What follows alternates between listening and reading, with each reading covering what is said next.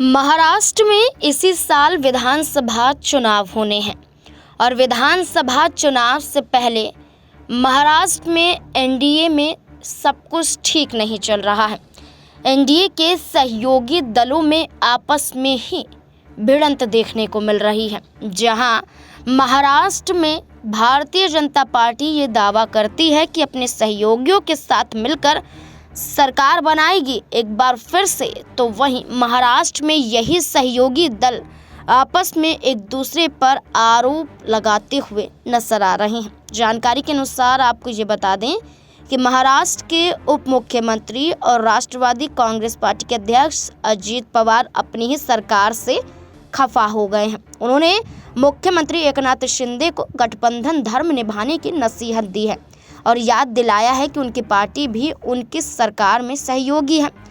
दरअसल एक car manufacturing project के लिए टोयोटा, किर्लोस्कर और महाराष्ट्र सरकार के बीच एमओयू पर हस्ताक्षर होना था, लेकिन इस हस्ताक्षर कार्यक्रम में उप मुख्यमंत्री अजित पवार को आमंत्रित नहीं किया गया।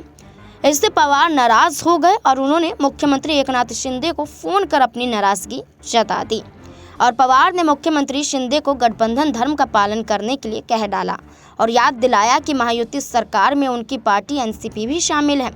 इतना ही नहीं, समारोह में राज्य के उद्योग मंत्री उदय सामंत को भी नहीं बुलाया गया, जिसके बाद अजित पवार ने एकनाथ शिंदे को फोन मिलाया और ये कहा कि सरकार होने के बावजूद भी यहाँ पर उन्हें आमंत्रित नहीं किया गया इस बड़े कार्यक्रम में।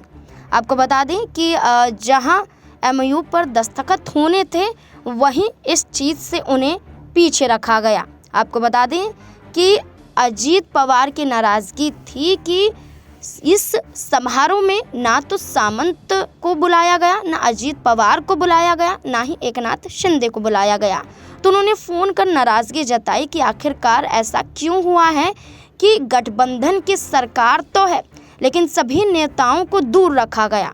अब ये मुद्दा तो उठा, लेकिन इस मुद्दे के साथ साथ एक और बड़ा मुद्दा है सीट शेयरिंग का।